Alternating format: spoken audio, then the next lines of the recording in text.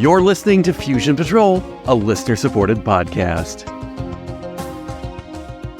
Each week, we take a single episode of a science fiction TV series, movie, or audio and overanalyze it to within an inch of its life. Welcome to the discussion.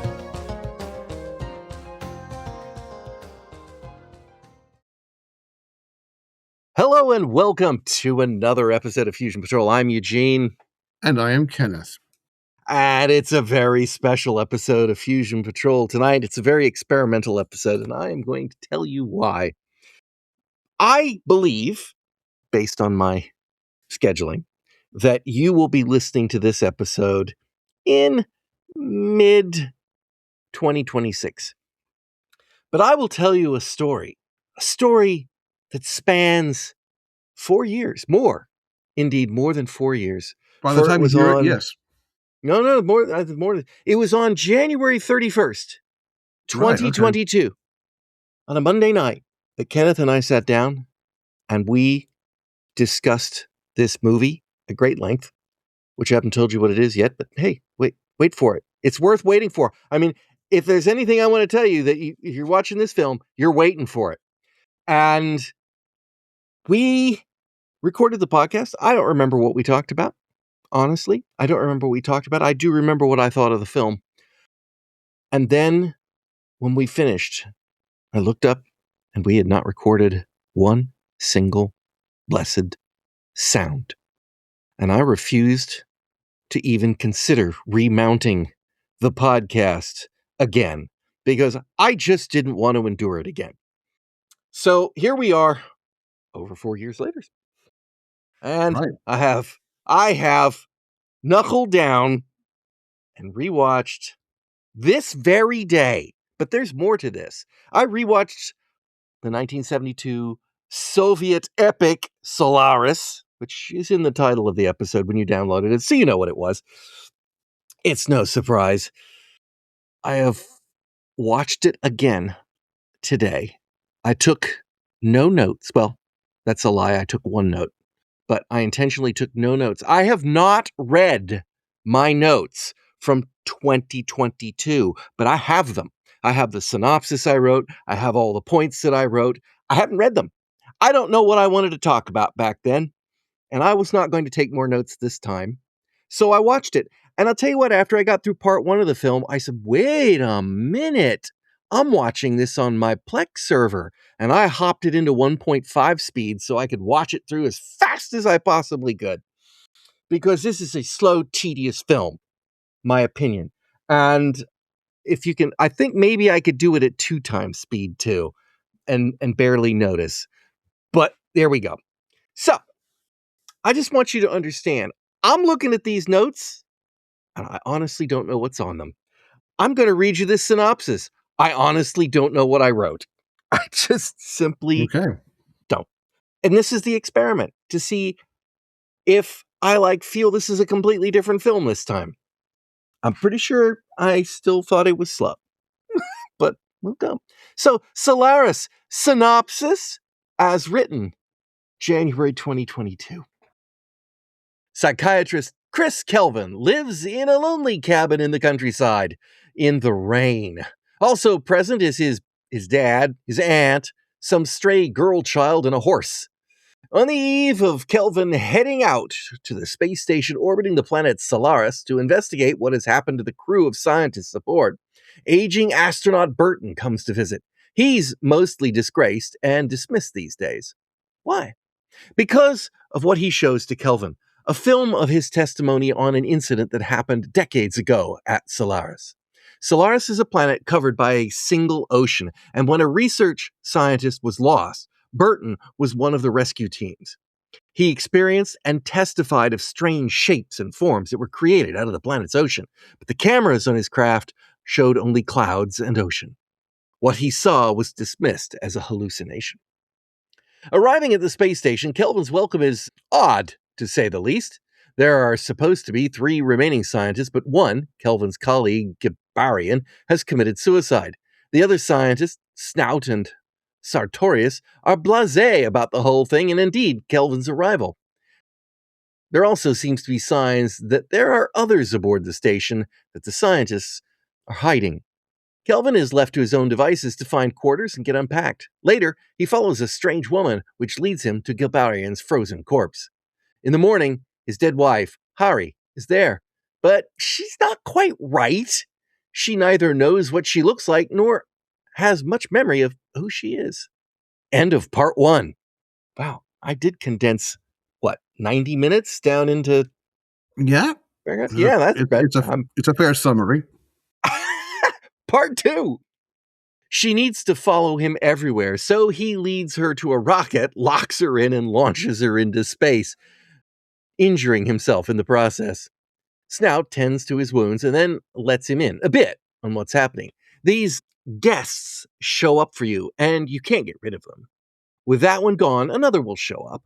This all started after they bombarded the planet with radiation in an attempt to get its attention. Yeah, as you do. Hari returns that night, and he invites her into his bed. In the morning, he steals her clothes and tries to lock her in his room. She rips through the metal door, severely cutting herself in the process, but she soon heals. Sartorius invites him to his lab and explains these things are made of neutrinos, and he shouldn't get emotionally attached to it.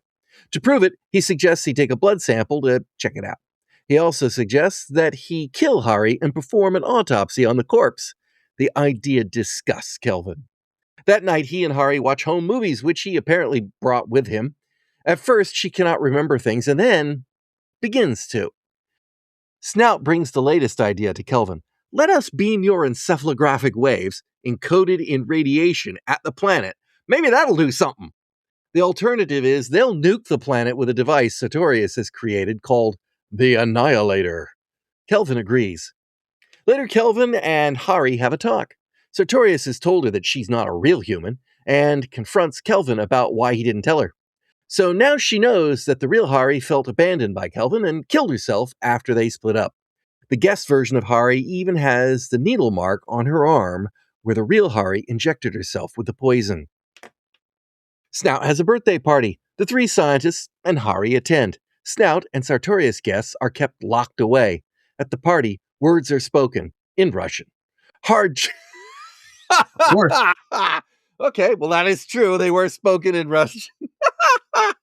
Okay, I'm just leaving my commentary about my own commentary in. Go ahead. Hari chastises the scientists for being less humane than Kelvin. It seems the guests become more and more human the longer they exist. Next morning, Hari has killed herself by drinking liquid oxygen. It doesn't work. She soon resurrects. Kelvin becomes ill with a fever. He has fever dreams. When he comes around, Hari and the guests are gone. She used the Annihilator, and they have not returned since. Snout suggests Kelvin return to Earth. Later, we see Kelvin back at his cottage, his father, inside, in the rain. The cottage is on an island on the planet Solaris. The end. Okay. It's a good summary. And in a way, it kind of misses everything. But yeah, So I'll give it to you. I've already laid it on the line. I dislike this film with a passion. What did you think of this film, Kenneth?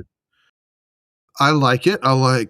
It is not my favorite film Tarkovsky directed, but it is a very good one. I came across it in 2005 when I had just moved to Athens, Georgia, and we still had these things called video stores, and I rented it from there, and that was my introduction.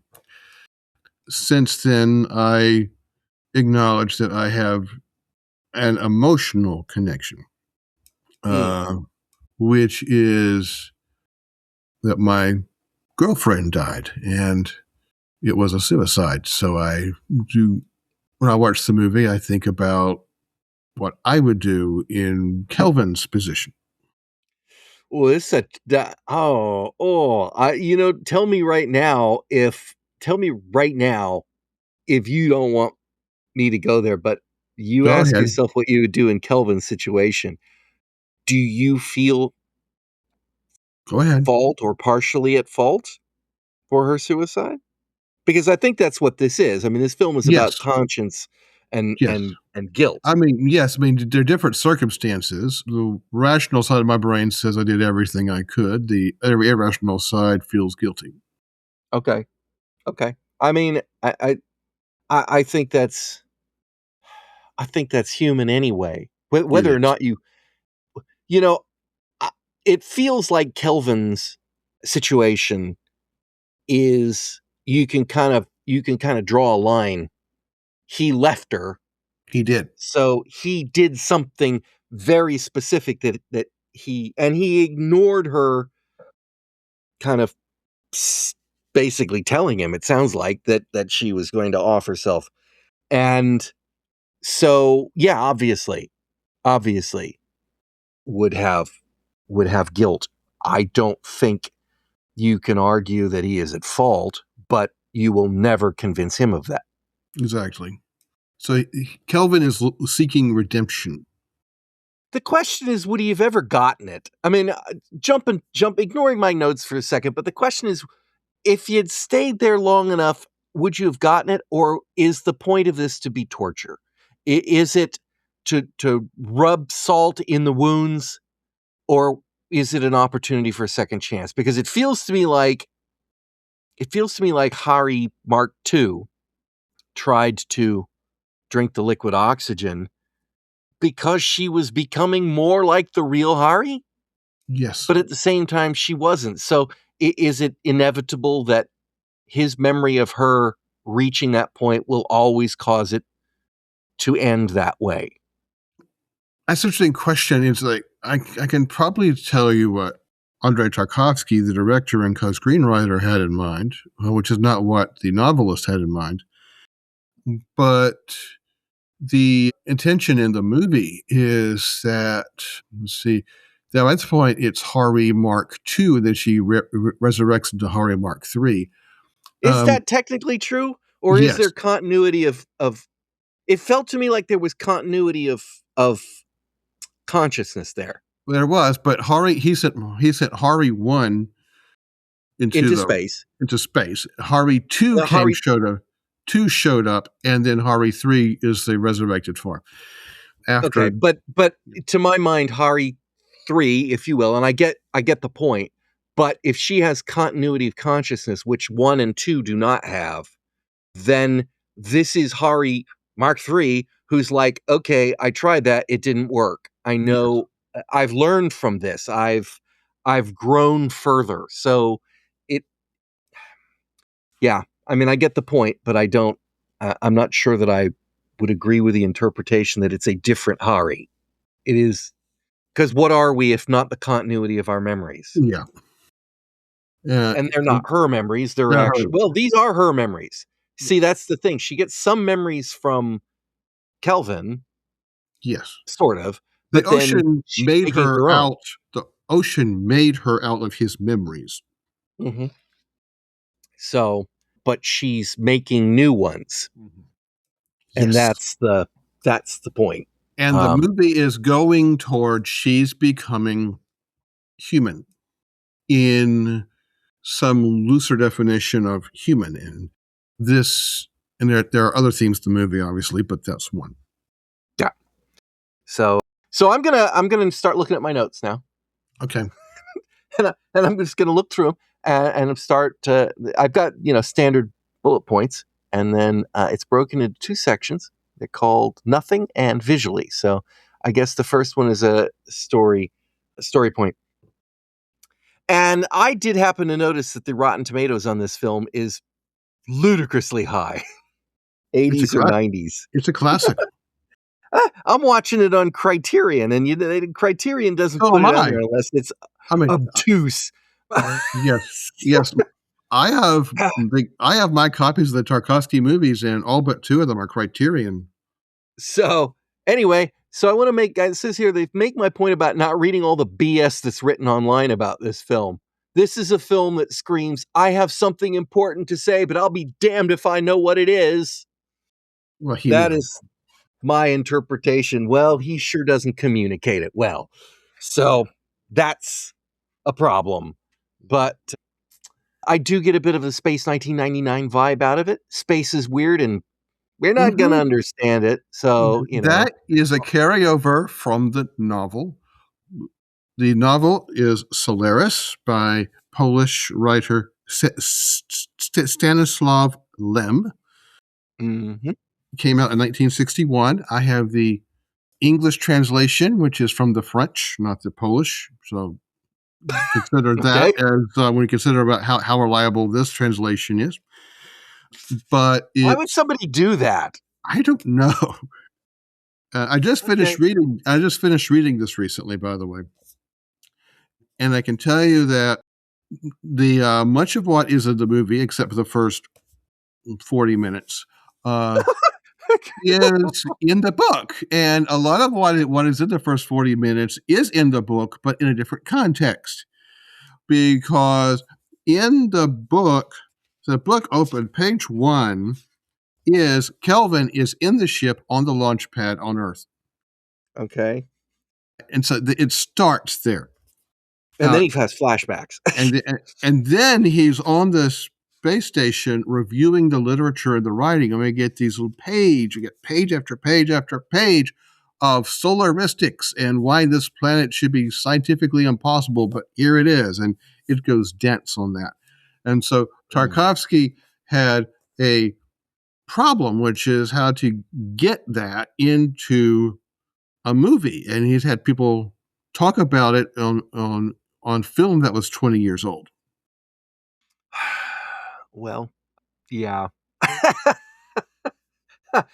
You know what I thought of? I was thinking 1971 Moscow, bread lines, poor gray people living gray existence, standing in the frozen, miserable wastes that is Moscow, waiting for their little biscuit that they get that they can take home to their miserable, gray, cold Soviet block house. And all they can do is we've killed someone, taken their money, and we've now gotten our way to go to a movie theater. And when you go to a movie theater, you want that film to be long because the heat's on in there and the chairs are comfy. I don't have to sit on a board. And Soviet filmmakers are just like, longer is better. Longer is better. How about 14 minutes of the car driving through Tokyo or whatever that number is? It was 10 minutes. Okay, it was 10 minutes. It was going through Osaka, but I'll take your point. It's like, for no reason, it went nowhere. There was, okay. I take that was overly long, but there was a reason. What was it? To contrast the urban context with nature, because Tarkovsky had a fixation on nature. Really? What about horses? Has he got a thing for horses? Yes, he does. And green plants. He does. In water. And rain. Okay, he does. Counting his art, the film he made to get out of film school, he made 8 movies, and these are in them. Yeah, I can believe it. It's like, I'll give him this. It's some nice photography of water plants. It's very green. It's got a lovely color scheme to it. But man, oh man, the opening sequences where Chris is down by the water and he's doing nothing, absolutely nothing except kind of turn to look at the camera every once in a while we spend a lot of time looking at leaves and water and stuff. It's like, this just pukes art house all over it. Mm-hmm. And I don't like art house. I don't care how pretty it is. I don't enjoy that. And I'm serious. 2 times I probably could have watched the film because I can't understand the Russian anyway. So as long as I can read the subtitles that fast, this film would have been a whole lot better at 90 minutes instead of 3 hours. More than 3 hours. 2 hours, 46 minutes. 240. It's 2 something. All right. Still, it just feels like 3 hours. It still felt like 3 hours at 1.5 speed. I like, it's rough, but occasionally pretty. But that's, yeah. So Yeah, I mean, you want to contrast the environment, but did we get that? I mean, okay, they're going to show us what the urbanized world looks like. First off, I'm having a hard time being convinced by the Japanese writing. Say it's Osaka, okay, it's Osaka. Was not able to actually spot a sign that told me where those freeways were going, but I was very much obviously urban Japan. And Well, I did my homework on it. There's a chapter about this movie in a book from Indiana University Press. The films of Andrei Tarkovsky, A Visual Fugue, is 13 pages explaining the movie and the background. I'm not going to sit here on a podcast where we discuss the merits of a show we've watched and say that everything that people write about TV and movies is BS. But you know something? But people told me 50% of it sure is. Yes. Well, these scholars told me that it was Osaka. Okay, well that's fine. I mean, it's wherever they got the stock footage from is clearly it's not stock footage filmed for the movie. They filmed that for this movie? Yes. Oh my God, I thought they had paid royalties for that and that they were obligated by law to put every inch of film in it that they'd purchased. Otherwise, they'd be wasting Soviet funding. Oh, jeez. I thought there was an excuse for it. Now there isn't one. It's just like, but no, when I say it doesn't go anywhere, of course it doesn't go anywhere. Sure, okay, we've seen what the world looks like. You didn't need 10 minutes of that. And what was the point of following the disgraced astronaut? What was the point of watching him in the car? We don't go anywhere with him. He's done. That's the last we see of him in this film. He's driving off somewhere. It's like watching somebody leave the theater and following them not even home, and then just like, this guy plays no further part in this story. He wasn't playing any part when he walked out the door anymore. It's like, wow. Yeah. It was excessive, yes. And I would have preferred that Tarkovsky had gotten to Solaris a lot sooner. Yeah. I mean, we get to Solaris about, I don't know, 44 minutes 44 or something like that. Yeah, I think I paused it to check that time. This one, I didn't write, I wrote exactly one note for this viewing. And I will tell you what that is right now. Okay. Chris Kelvin took his monogrammed PJs to space with him. Yes, he did. That's it. That's all. It's like, I didn't catch that the first time. I don't think. We'll see. Maybe it's in there. Maybe it's in my notes. I don't know. But that's what I saw that one and I'm like, nope. I'm going to break my rule. I'm going to write that one down. He packed his flippin' PJs. Monogram PJs. Okay. Yeah, fine. All right. So there we go. Okay. Let's see here. Again, I'm reading my notes and learning from them as we speak. So I have to think about what I want to say about this. This film could be far better if I actually believed the responses of the characters, but I don't. Kelvin slips into the, oh, okay, wife's here far too easily. Is that because he's damaged goods? And if he's a damaged goods psychiatrist, is he really the man for this job? I have a note about Kelvin, which is that he is a screwed up guy. He's been walking around for the last 10 years with a guilt trip. And so when he sees this recreation, the first recreation of his dead wife, whom he at least is convinced he drove to suicide, then he freaks out and sends it into a rocket into the ocean. And when the second one shows up, he's just like, okay. I could use a little. I mean, yeah. Yeah. I'm having trouble believing that. Maybe, I don't know. This is not, this only happens to insane people when, they manifest in their mind someone who is all right. That's unfair, but distressed people when they manifest, but not to the point where they physically manifest them and like I can touch this person and I can feel them. Talk to them is one thing.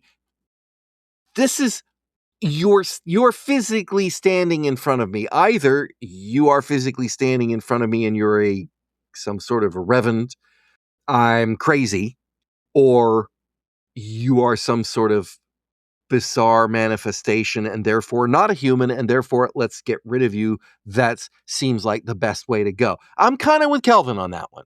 I see that as being like, I can see how it would be hard. I can see how it would be very, very hard. But it's like, get rid of it. Get rid of it. And I guess you have to learn that the hard way, that you can't get rid of them. But yeah, and then, okay. All right. So let's go back to the first part of the film. Yes. What the heck is up with his dad? Is this his dad? Okay. I think it's his dad. I have it marked as his dad in the It's thing. his father. In my mind this time through, I'm like, it could be his uncle because he referred to his aunt. And, I don't know. It could just be that the spinster aunt lives I with can answer this. brother. The aunt, the other woman is an aunt. We're not sure maternal or paternal. And the man is his father and his mother is dead. Okay. Well, okay. And I kind of thought his mother was dead based on the fact that she showed up in the dream and wasn't at the he wasn't living with her, but he was living with the man who, all right, his dad. But there's obviously some sort of BS backstory going on there. There is an estrangement. And yes, but they live together. Oh, I got that. I didn't know if they lived together or he was just visiting before he went off into space. Could be. But still, but it's the house where he grew up. Is it the house where he grew up, or is it the house that they recreated that looks like the house where the grandfather? Well, I don't know. I mean, there's two at, houses that are the same. Yes, right? Well, at the beginning of the movie, it's the house on Earth. It's the family dacha, to use the Russian term. It's where he grew up. And if you look at the family, if you look at the home videos, you can tell through the body language that it was not a happy family dynamic. And then when we get to the end of the movie, there is more than one interpretation. But it's probably a different house. Yes. My interpretation, and interpretation is not the right word. The reason that raised question in my mind was that we had the completely and utterly extraneous and pointless bit of dialogue where McMurdo, or whatever the astronaut's name was, says, Modar, it's a lovely house or something. And the dad says, yeah, it's exactly like my grandfather's house. And I decided I wanted to have one just like it. So I built it in the old style. I built it in that style. So I look at it and I go, so when I see the home movies, is that their house? When did he build their house? Did he build their house after the boy left? Or did they grow up in the granddad's house? Or I just don't know. Why did you throw this extra bit of nonsense in there? Why is that there to confuse me? Actually, I do know why it's there. And it's a filmmaking reason. And that is that Tarkovsky, having set the first part of the movie on Earth, did not have the budget to create anything futuristic on Earth. So he chose this type of dacha people could find just about anywhere in the Russian countryside. But to explain why such a house existed on Earth in some indefinite future year, he had the father explain he didn't like the new architecture. Okay. But, okay. But we already know that the people in Russia at the time this film was made were living in gray blocks. Yes. So I don't like those. So I made something that looks like the 50s. Yeah, all right, fine. It was something he didn't need to explain. Okay, fine. Now, my question about that first block of the movie is, when do people in the future drive in vintage cars? Yeah, of course they do. Okay. And did he have a driver, or are we supposed to think that was an automatic car? I thought it was a driverless car. But there is a steering wheel in there.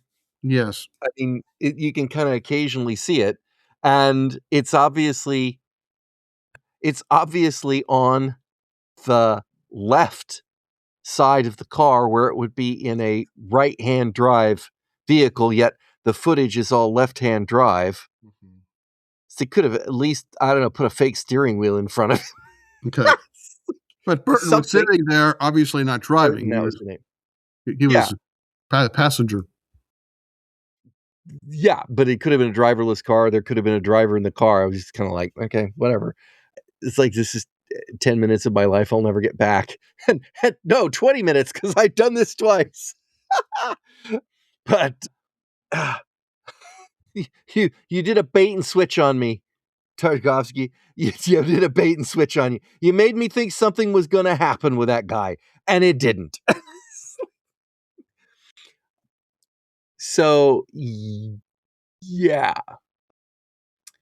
I have a note here that it is interesting that we almost don't get to see the other guests. That's right. And Sartorius is truly weird. Yeah, I mean, not truly weird because he's a midget or a little person. Let's be correct. Okay. But just because it's like there's a story there, right? There's a story there for all of them. Yes. So let's And go through them. When you throw a little person in, you really think this story is not going to be run of the mill. No. No. There's a question about, I'll start with there and deal with the other guest after that. The Sartorius's guest may be the ocean's attempt to replicate a young child, but getting it wrong. That's one supposition. And that he has drawings of children, and when Hari too sees them, Sartorius lies and said that they're snouts. But does he want to have children? He's not going to get them, and so the ocean gives him not quite children, and it's an interesting question. Well, I mean, with the beard and everything on the little person, that was a little. Yes. Well, yes. there is a line. There is a line where Sartorius does say that Hari, his specimen is really well formed. Yes.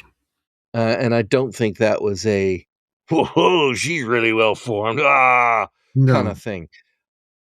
But since we don't see the others. Okay, and then we do see the pubescent girl who was Gibarian's companion. Yeah, what is that? So Gilbarian is dead.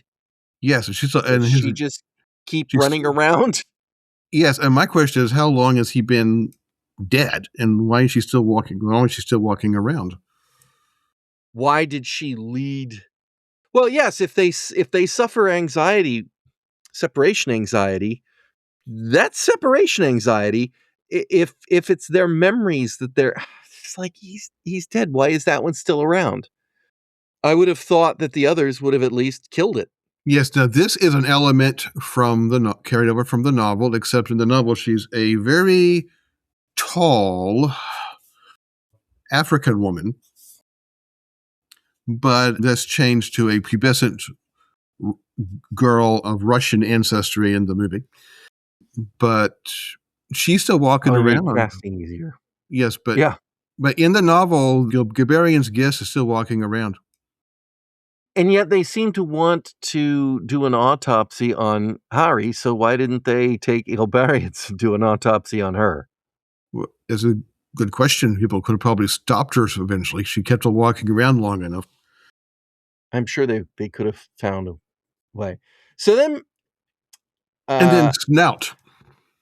Snout. Yeah, he's got little people in there. I mean, I, little people as in, I think children, maybe? I don't know. we don't know for sure. I was watching one of those scenes today. I was watching the movie again with the commentary track running, and I was paying attention at the beginning of the movie when Kelvin has shown up and he's in Snout's quarters, and Snout standing in front of the hammock, and the hammock is moving because something's in there, Mm-hmm.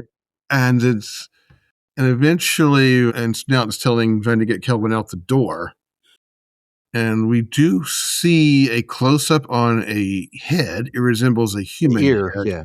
You see there, so we don't know what's going on there. But whatever that thing is, it keeps attacking Snout's hand, and it tears his jacket. Later in the movie, he shouts at it, "Leave me alone! Don't touch me!" And he runs out of his quarters. There's something going on there. Yeah, I mean, my note here says, why is his arm constantly being bandaged up? And does he murder his guest every day? If we don't know, but if he does, it doesn't help. Should have tried the Annihilator. Yeah. So, speaking of the Annihilator. Yes, which Hari was indeed a partner. Which is fine. I think another thing that doesn't really stack up is the way they play out the timeline in this film. So, for example, there is a scene where Snout comes and talks to Kelvin after he's met Hari. And now that you've seen it, now we can talk about it. And he says, Sartorius wants to essentially nuke the planet. And so we've come to the compromise of we want to beam your encephalographic waves at the planet to see if it helps. Right. Now, there's no explanation why they want to use his. They have their own. Yeah, they have their own, but for some reason they want to use his. And then they say, and he's like, all right, let's go do this thing. And that's when we have one of the episodes where I don't think it's the time she rips the door open. I think it's the time. It's after that. It's the time where she seems to just die in the bed, and he rushes back. The implication is that they never get around to doing that, because then the next thing we see is the meeting that Snout's really late to, or whatever, his birthday, or whichever the situation is. Yes, over the library. It never seems like they do the encephalographic waves, but then later in the film, they say, they haven't, the guests haven't reappeared since we beamed your encephalographic waves at the planet. And then, so presumably Snout and Sartorius have killed their guests and gotten rid of them. And they did it then with come back. Hari's cooperation. Now, this is something that comes up in the movie. It's more explicit in the novel. I was going to say, in the movie, it sounds like they did it, that Hari enlisted the help of the two scientists to destroy herself. Yes, she did. Something there it says about helping get rid of the others. Yeah, she sacrificed herself. And before that part, there's a scene where Kelvin is in bed with Hari and he is embracing her, and he tells her he's never leaving the station. Yeah. That's an important clue as to why she did what she did. I didn't think it was a clue. I just thought it was explicit, but okay. She did that. She extinguished herself out of love for him. Right.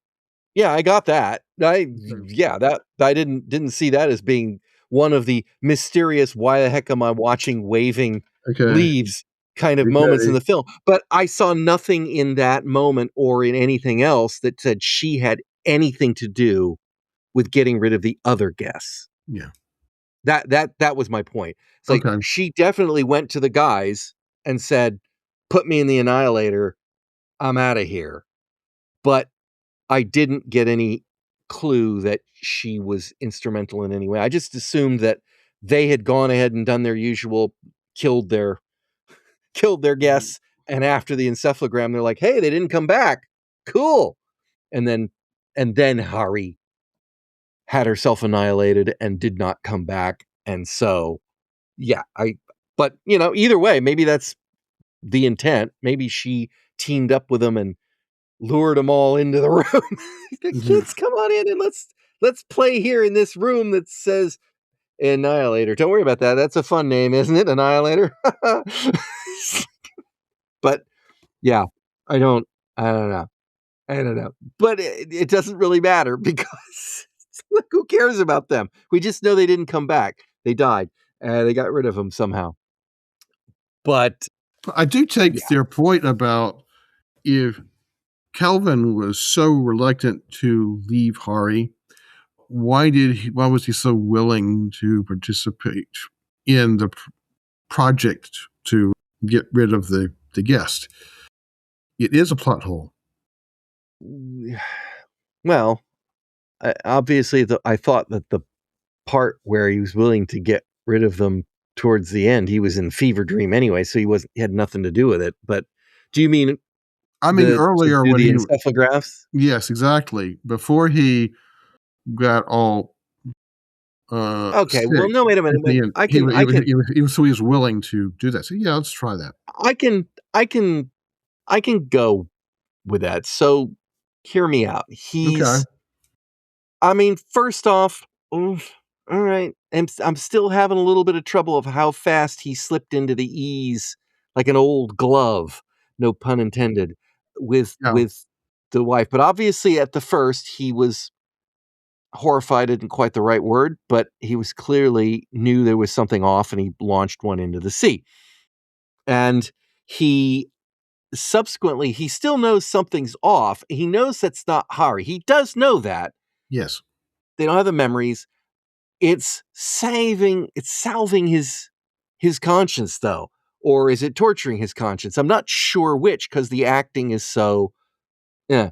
And then we get we can either destroy the planet, which is Solaris's plan, which would definitely destroy the hosts, the guests, or we can try using encephalographic waves to communicate with it, which is the sole point. Now, if you communicated with it, that doesn't necessarily destroy the guests, and maybe you'll understand what they are. Maybe the guests can, maybe they'll get a proper communication going on and understand what's going on. So I see it as a choice between, and he may not be on board yet with the whole idea of I'm never going to leave here at that point in the film. So, yeah, no, I can see him wanting to try the lesser action and establish communication, because isn't that really what we just all want to do, is to communicate and understand one another? And and he's a psychiatrist, so come on, that's what he's supposed to be doing. But I see that, yeah. Of course, according to Lem, one of the points of the story is you can't communicate. This is where the novel and the movie diverge in a major way. It is, and the whole point of the novel is we can't understand the universe because we're looking for life as we know it, and it's life as we don't know it. And so we're just never going to be able to talk to them. And so our human points of view, love and all of it doesn't matter one whit out here in the cosmos. And Tarkovsky made a movie that says love does matter. Well, I'm gonna oh yo. I mean, I don't agree with Lem. I don't either. I mean, I get the point, and we referenced the whole Space 1999 vibe of space is big and we don't understand it. But I'm going to have to come back to the fundamental view that it is our nature to try to understand. And it is, you have to have, you got to believe, you've got to try. That's the right word. You got to try. And how do you come to the point where you can come to the conclusion, nope, you can't. You just can't. It's too big. You can't. That is a position that is not supportable logically. Like, how can you prove that you can't prove a negative? You can't communicate. It's like, all we have to do is to communicate, and then you've been proved wrong. But all you can say is that we haven't been able to do it yet. So I'm not sure that I take Lem's position. I'm sure I don't take Lem's position there. Although within the confines of this film and within the confines of the time frame that we have got available to us, yes, Space 1999 does it better, because the little moon keeps shooting past, and you have, 4 days. You got 4 days, and then you'll never be able to look at this or study this thing or do anything. That station's been in orbit for years, many years, decades probably. And I assume. I mean, I don't know why they've let it be crewed by 3 people for ages, or, none of that makes any sense And whatsoever. But and people aren't doing maintenance, obviously. or no, that actually looks like they're actively destroying things. Yes. You don't get wires falling out and hanging electric sparking like that because nobody's doing maintenance. You only get that when somebody's ripping stuff up. Now, cigarette butts and old garbage and stuff in the hallways. Sure, that's I'm not doing custodial maintenance, but yeah, I don't know. It's yeah. So why did they stay? I'm not sure. I'm not sure, after having read the novel, why they stayed in the novel. But I got the impression that they wouldn't be staying much longer because there wasn't a point. Did you mean at the end?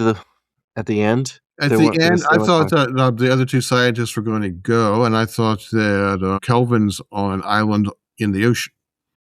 Well, yeah, I don't know what happened to the other 2 scientists at all, but I mean earlier. I mean, I don't know. They seem to know that these things aren't real. They seem to know that these things are a manifestation of the planet. They seem to know that these things are there to taunt them and that they cannot exist, because they literally say that if he leaves the station, you can't take Hari with you. She won't be able to exist. If I was being haunted by terrible things from my past, I'd get on a rocket and leave. Yes. And yet they don't. Yes, that's another unanswered question. Now, we do have prisoner of your own conscience. That could be it. Self-made prison, but it could be it. Now, we do have a difference in the movie and on the novel, and that the novel does lay out the timeline a little bit better. In that, in the novel, it's clear that these manifestations have started only in the last few months. Really? Really. It's so many unanswered questions. I mean, again. And it started after Sartorius and Snout, and I guess Gabarian, broke the regulations and decided to direct radiation toward the ocean. Okay, there was that. They did say that this happened after they started bombarding the ocean, although we don't know how long ago that they started bombarding the ocean, but Murphy or whatever, he was having Burton, there it is. He was having some sort of hallucination long ago. About 20 years, we guess. And he was having a manifestation. He wasn't, actually. Let me take that back. He wasn't having it. Fletcher was having it. Yes. Because he was seeing Fletcher's 4-meter tall guest. Yes, okay, it's down towards the planet. But I mean, something has been happening. And if these guys, no, it just doesn't make any sense, because it doesn't. You're right. This thing just doesn't. If it didn't start, let's take a step back. Fletcher only saw the things because he went down in the atmosphere. Yes. right? The station. So closer to the planet, had the situation. The rescue party, one guy saw something that had happened because of it. This is an early manifestation. They brought him back, and he goes back to Earth, makes his report, and blah blah blah. It's all crazy law, whatever. But it's obviously decades between that event and the events of today. Yes. So if you want to, And yes, in the timeline, the guests have started showing up on the space station only recently. okay, but the guests have only started showing up on the space station recently after Galbarius and Saltorius beamed the planet. Why then are there only 3 people on the station? It's a station designed for 85 people. Yes, it is. What? Why is no one on the station? They mention the fact that it's, the station's designed for 85 people. We saw the thing on the TV program, but there's only a crew of 3 aboard it right now. But I don't think we ever got a reasons why there's a crew. Is it budget cuts? Is it that they all had a Section 8 and got discharged and sent back to Earth? Because you kind of can take that from it, that this has had an emotional toll on the scientists, and there are just 3 left. And there probably aren't a lot of people lining up to go. There's also a very strange vibe to again, back into that first part of the film. There's a very strange vibe about how Kelvin is leaving and never coming back. Feels like that at the very beginning of the film. Yes, it does. He's going up there to never, ever come back. And why do they interpret that way? I was kind of halfway wondering, is it like a one-way rocket? You don't have one to come back? It's like this is a job for life, and you knew it when you signed up, and that's why there's only 3 left, because the others died? But it's not, because Burton came back. Yes. So it's not a one-way trip. And at the end of the movie, Snout says to Kelvin, you should go back to Earth. So Go home now. There is a way back. The question as to why, well, that's probably just part of the interior journey Kelvin is making in this movie. And he starts out as one character at the beginning, and by the end, he has changed. And it seems consistent to me to say that at the beginning of the movie, he was quite happy to leave his father with whom he wasn't getting along anyway, and he didn't have any loved ones he would miss on Earth, so he was happy to go. Yeah. But you would think that if he's, I don't know. I mean, okay, so he's back at the house at the end. Is it now at the house on an island on Solaris? Is this the I don't know. constellation? Why isn't Hari there? It's a good question. He has his father, and he is making his peace with his father, which is, again, that's not in the book. This is Tarkovsky's daddy issues. Okay. I have read the biography of My dad never wanted me to go to film school. He said it was a little too feminine. Yes. Tarkovsky's father abandoned the family when Tarkovsky was young. He grew up with daddy issues. He had an emotionally remote mother. All these things show up in the movie. And so he was emotionally remote mother. She's just over there in the corner smoking a cigarette, looking in very Russian. Yeah. Yes. So that's what's going on with that. I much prefer the ending in the book. They crash the space station into the planet. No, it's interesting because at the end of the novel, spoilers for a novel that came out in 1961, the other 2 scientists are getting ready to go back to Earth, and Kelvin is staying, and he takes a craft down to the planet where islands have begun to form, and he's standing on one of these islands, and this is how it ends. Must I go on living here, then, among the objects we both had touched, in the air she had breathed. In the name of what? In the hope of her return? I hoped for nothing, and yet I lived in expectation. Since she had gone, that was all that remained. I did not know what achievements, what mockery, even what tortures still awaited me. I knew nothing, and I persisted in the faith that the time of cruel miracles was not past. He was waiting for her to come back. Mm. Well, yeah. All right. Well, I don't have anything else on the actual Okay, I have story, some. but I have a bunch of stuff visually here. Yes, and that I have my notes, so let's go through our notes. Okay. I do want to say, so let me hit the stuff about the visual. I thought this is an attractively shot film. Even with the space station in disarray, it's very visually appealing on the screen.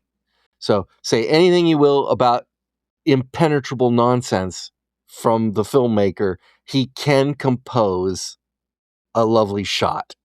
And he can draw you into the shots, even when they are not remotely interesting. And that is a unique talent. He also has a very odd use of color. He uses different tints for nighttime. Mm-hmm. Blue, Yes. brown, black. I don't know why. I didn't see any pattern. I can't explain that. All right. I mean, I know they can't shoot day for night, so they just use done. But okay, the studio, which was Most Film, gave him 4 types of film stock. They also kept slashing his budget. So sometimes when he goes into black and white, it's because he's doing night scenes. Sometimes when he goes into black and white, it's because it's a flashback. Sometimes when he goes black and white, he's looking for a contrast between a colorful scene to follow. And sometimes when he goes into black and white, it's because that was the film stock he had left. Okay, but does not explain the times when he goes to blue tint or the times he goes to sepia tint. Yes, at which nighttime. Is, again, it's also, according to what you could say, it was just what he had available. Is that a thing? It was for this one here. No. I mean, it's like, I don't think there is like blue tint film. You have to just use color film with a blue filter or process it. Well, maybe you could process black and white film. Well, he had no. It's I do know that he preferred black and white and sepia to color, and yet he's quite good with color. Yes, he is. Go on. Turns out my last note here has nothing to do with visually. It's just like, what's with Burton's 5-minute drive through Japan? Was that supposed to be Japan? Is it just stock footage? We will never see him again. It's the longest send-off in film history. Yes, it is. I'm consistent there. Yeah, that's all I got. That's all I got of my organized notes. Okay. I have notes. Okay, and yesterday when I was preparing for this recording session, I went to the special features of other Tarkovsky movies where there were documentaries about the director. And that was a productive exercise. I learned, for example, that, do you remember the scene in the library where Hari and Kelvin are levitating? Yes, that was kind of okay. No, I assume that they were having a magical moment. They were. Okay, there is that, but if you look at the body of work for Andrei Tarkovsky, something becomes clear. He links love and levitation. Okay. In his movies. So that's what's going on there. He also, I found this where he was just talking about his first 4 movies, not counting his film school film. And he was explaining the thread that linked everything. Now, you look at the first 4 movies Tarkovsky made, only one is a science fiction film. Is that this one? Yes. This is one of the first 4 films. Okay. Yes, this is the third. Okay. And he had this line. And this is a quote from the English subtitles, because of course he was speaking in Russian. He said that the major thread was, quote, the desire to develop and delve into characters who exist in a state of extreme tension, who are going through an intense spiritual crisis in which they must either break down or finally get their footing once and for all in terms of being faithful to their ideals and true to their principles, unquote. Okay. So with that in mind, do we think that Kelvin broke down or finally came to terms by being faithful to his ideals and true to his principles? Clearly he broke down. He did. Yes, exactly. And so there you go. I've already mentioned the part where Tarkovsky loved nature. It shows up in all his movies. At the end of the movie, he was recreating a famous painting. Rembrandt van Rijn's The Return of the Prodigal Son. Oh, the down on his knees thing? Yes. Okay. Not the swirling planet with an island in the middle of it. I know. Really? Rembrandt? Really? No. It's the okay. Yeah. Okay. Got it. Also, if you look at people's laboratories and quarters, it's a reflection of what's going on with them internally. So you see Snout's quarters are a complete mess. You go see Sartorius' laboratory, and it's rather sterile. You look at Kelvin's quarters, and he walks in, and everything is functional and clean. As the movie goes on, it ceases to be clean and neat and tidy. Okay. It's all right. I mean, good. You're not. I'm not going to say that that's not done on purpose, because I'm not going to say that. But to be fair, Snout is clearly distressed and drunk. And drunk, and the fact that his quarters are a mess is like, well, it's like saying a pig lives in a sty. Yeah. Okay. So that's not really like a revelation into his character. No, exactly. But it's interesting, but it's nice little touch there. And Sartorius isn't in his quarters. He's in a lab, which should be sterile. Exactly. So it's not telling me anything about his personality. It's telling me that he works in a lab. Yes. I can also tell you that Kelvin just got there. He just did. So yes. There's nothing there. He's packed in. He hasn't even unpacked for half the film. But of course, then, but after he settles in, everything starts getting messy. I noticed that. It's at his PJs. Yes, and I was looking at Goberian's quarters, and they were even the white had turned to brown. I mean, it's getting worse there. And it's a lot of many of my notes here are just rather technical details. Here's a motif among Eastern Bloc science fiction writers, so this informs the movie, is having an international cast of characters and setting the story in some undefined place that you couldn't take to be a parallel, to be a means of critiquing the totalitarian state in which you lived. And so this is something it's at work in the novel, it's at work in the movie. We don't know much about the Earth in the present day of the movie. And that's on purpose. Now, when I watched this film, and I'm like, this is a Soviet film, and it's obviously in the future, and my interpretation of it is that this is a post-Soviet takeover of the world film. This is the world now joined together in the brotherhood of communism, and that's their way of. It's like, well, of course we've taken over. It's inevitable, the tide of history kind of thing. That's how I take it, not I'm trying to avoid offending my masters. But okay. But okay. Tarkovsky played a delicate dance with his masters because they were atheistic, scientific-minded people to the point of turning into a point of a religion. And Tarkovsky had mystical tendencies, and it shows up in his movies, not just this one. And so he cloaked it as like, oh, it's an alien intelligence or something, or whatever, depending on the movie. And he still had to fight that battle. There is, if you watch Solaris in the context of his other movies, you realize this is obviously a Tarkovsky movie. If you didn't see the credits, you could still know, but his themes are still there. He loves nature. He loves nostalgia for Earth. He loves the countryside. It's all there. While we're at that, back in that opening section of the film, mm-hmm. Who's the girl?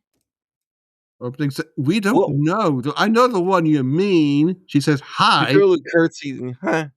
See, yeah. What had that to do with the boy? And then we see them at one point playing together, and then we don't. Yeah. What we see is the boy running away from the horse, and the aunt taking him back to see the horse. Yes. What was all that about? Nothing. It's about nothing. That part could have gone.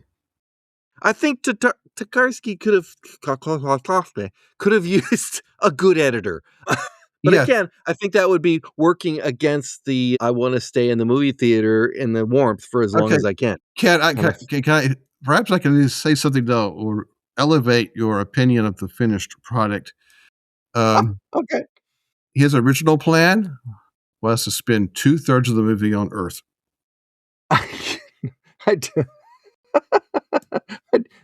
It doesn't elevate my opinion of the film.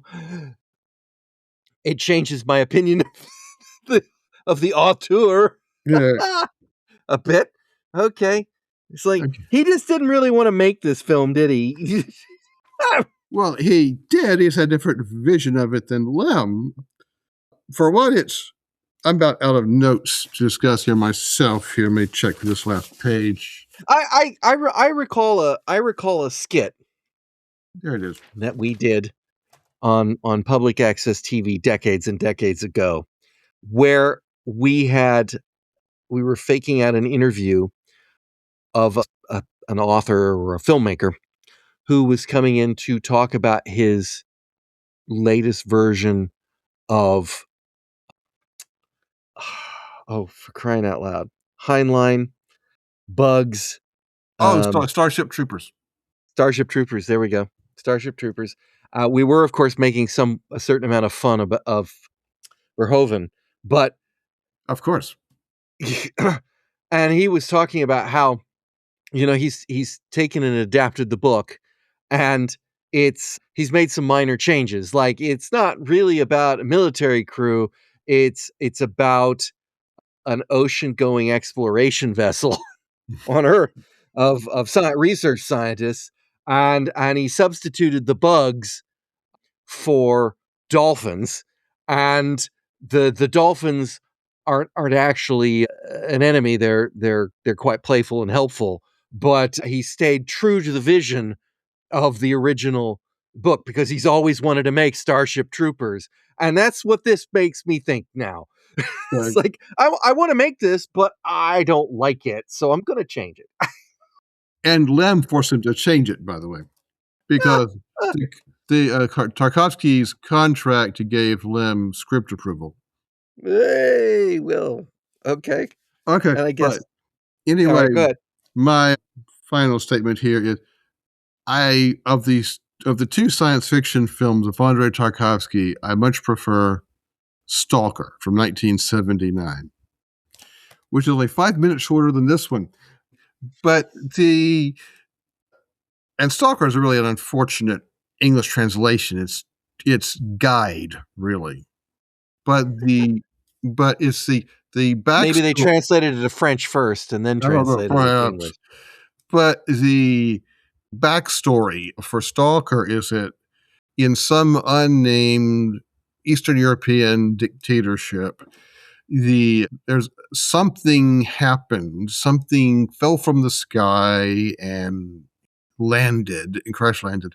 And so the authorities evacuated the area. And so it's uninhabited except for wildlife now. And that it's sealed off, and going there is a crime. And it's prison time if you get caught. But there's a common belief that in a room in a building there is some invisible presence that will grant you your deepest desires. And all you have to do is enter the room. And our main character is the stalker, the guide, and he's taking writer and professor with him. They've paid him to take him there. And it's an interesting, I thought, much more direct than Solaris. It's an interesting examination of the psychology of the characters, and we see Stalker's wife and kid, and I find it's a much more engaging movie in a number of ways.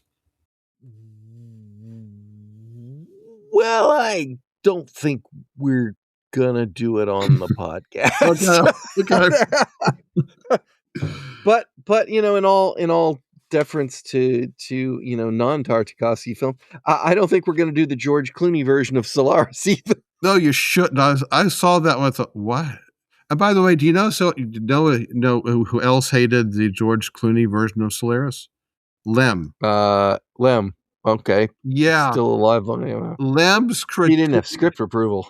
No, he didn't. Lem's critique of that movie was people having erotic problems in space. And he pointed out, as close to a direct quote, and he pointed out that that's what this film was. No.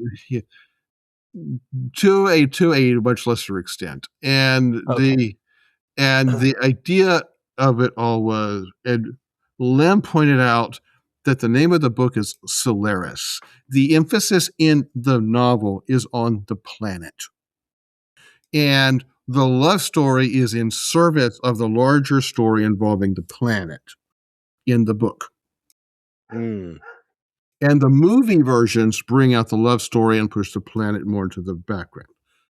Planets do make kind of boring main characters. Yes. They're kind of hard to, empathize with. I mean, pages and pages without exception and interruption go by, and it's the planet. Does the planet do things? Are we getting any kind of... The planet does things. It's about people's attempts to understand the planet, and we get the complete history of solaristics. Great. I think I'll pass. I think I'll pass. Have you got anything else? No, I don't. This film. All right. No, I don't. In that case, then I'm going to say this has been brutal. Brutal twice. With 4 years gap, and I still... All right. And I have checked. We are still recording, and that's what counts. 121 minutes, yes. That'll be cut down, but yeah. All right. Kenneth, thank you for joining me twice for this. My pleasure. Listeners, thank you for joining us just this one time, and not the other time because you didn't get the chance. But we hope you'll join us all again next time on Fusion Patrol. This has been Fusion Patrol. Thanks for listening. If you're enjoying this podcast, we hope you'll consider supporting us at buymeacoffee.com/fusionpatrol or patreon.com/fusionpatrol. For our Patreon subscribers, we're currently running a special series on Babylon 5. Come join the conversation and find other content at fusionpatrol.com. You can contact us on social media where our Fediverse address is @podcast@fusionpatrol.com or by email at feedback@fusionpatrol.com.